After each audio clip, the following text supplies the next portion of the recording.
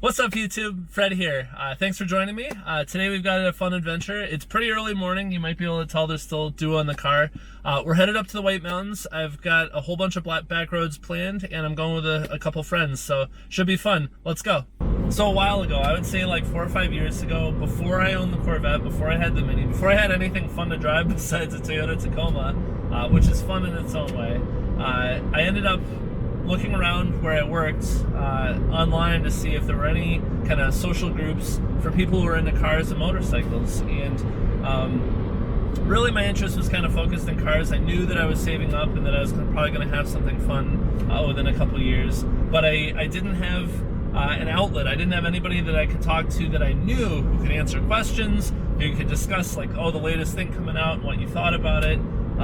Kind of that stuff, you know. Certainly there's online forums, there's a forum for everything, but what I found is that I really like the interaction. I really like talking with friends, sharing a passion over something, and, you know, pouring over the minute details of it. And so I was like, well, there's nothing that exists, so why don't I start one? So I did just that. I actually started a group at my company called Gearheads, and it really was just initially me and like 4 or 5 friends, and we had it set up in our messaging system so that we could all have kind of this private room where we talk about cars, talk about driving, talk about all the fun stuff that gearheads and like-minded enthusiasts think of. Well, fast forward like 4 or 5 years, and this group really took off. There's now over 100 people in the Gearheads group. We originally started out just doing it through email, actually. As I'm talking about it, I'm remembering I had created an email list, and it was sort of like waiting for a letter from the mail.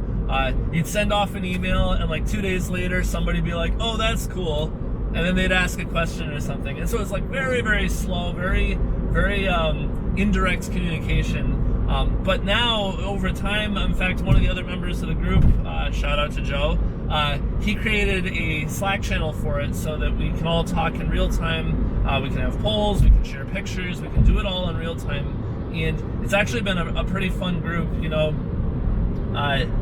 It allows you, it's one of those things that allows you to go in and catch up. Like if you haven't been online all day, or you've been focused on your work, and you get to lunchtime or something, you can go in and look and see kind of the history of everything that people talked about, and then you can chime in and add to the conversation.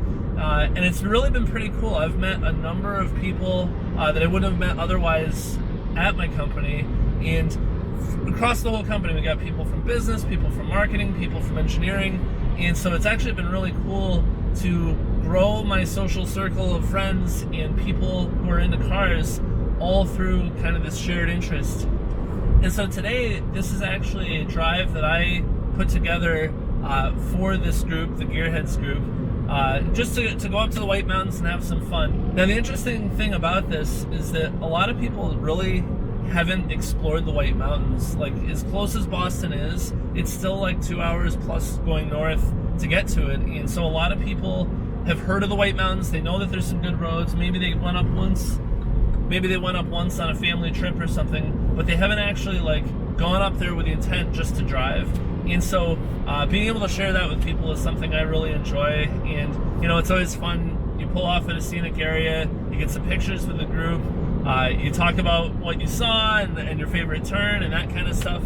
And that's really, like, for me, what the joy of driving is all about. So we're all meeting up at the Hooksett Rest area on I-93. It's just south of Concord. And then we're going to continue up 93 to Lincoln. We're going to do the Kangamangus Highway, Bear Notch Road. We're going to head up near Mount Washington on Route 16, then back down through Hurricane Mountain, and then get food, figure out what we're doing to head back, and it should be a good time. So let's go. Now that's a view. So we all met up. I'll have a picture. I didn't take any video, but we all met up. There are 5 of us, 5 cars going. We've got the Cooper S that I'm in. We've got a Volkswagen GLI. We've got a GTI, and we've got 2 BMW GTs, 550 GTs, I think. Twin turbo V8s. They're all-wheel drive. They're awesome.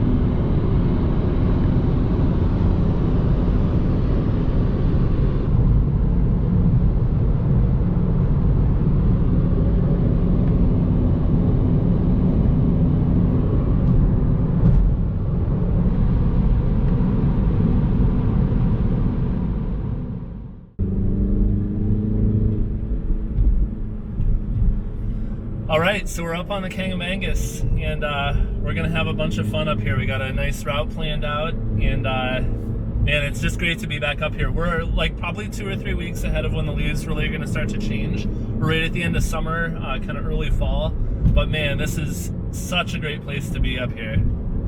Critical piece of equipment when you're going on a group drive is to get some two-way radios.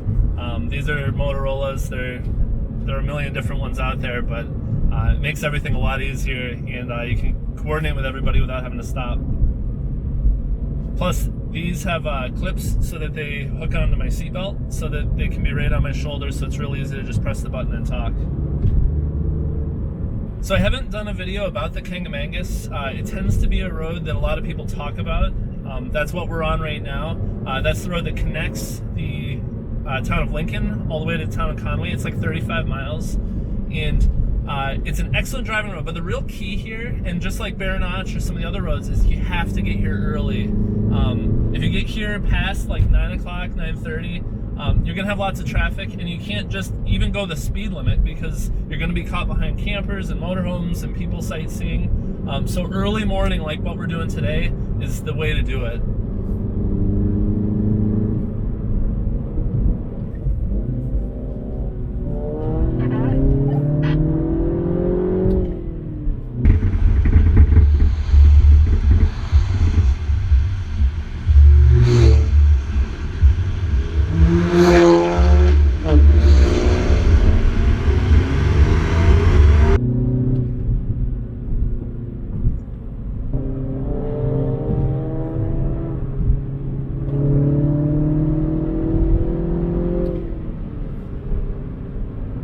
Part of the fun of a drive like this is having to coordinate all the logistics. Now, a lot of people probably wouldn't like that. I'm a details and process guy, so I actually really like having to sort out the route and the timing and what radio frequencies and where we're stopping and all that stuff.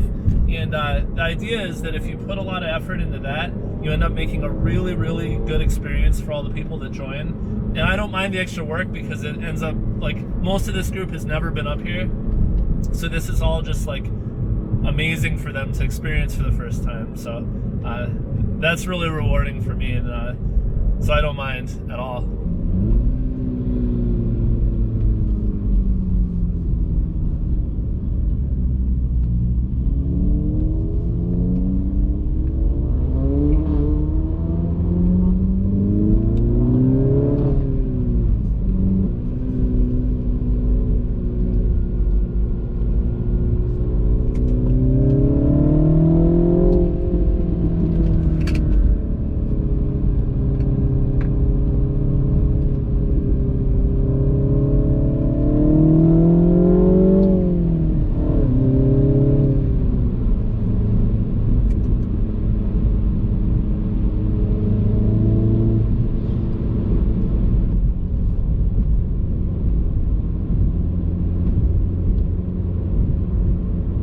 Look at this. Wow.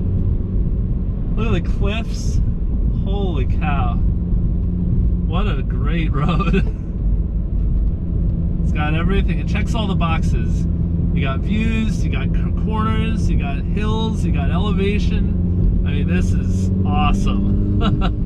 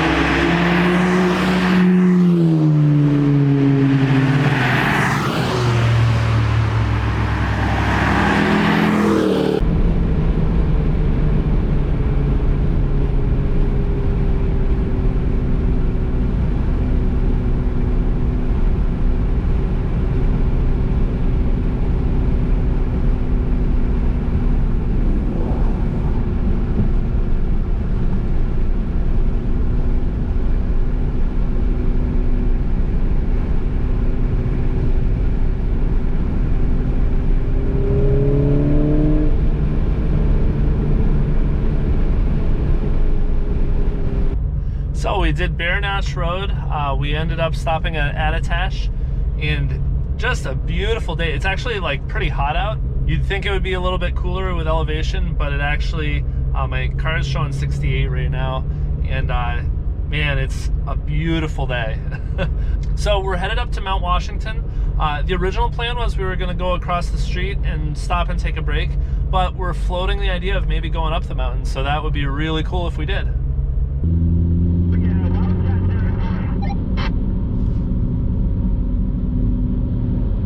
Oh yeah.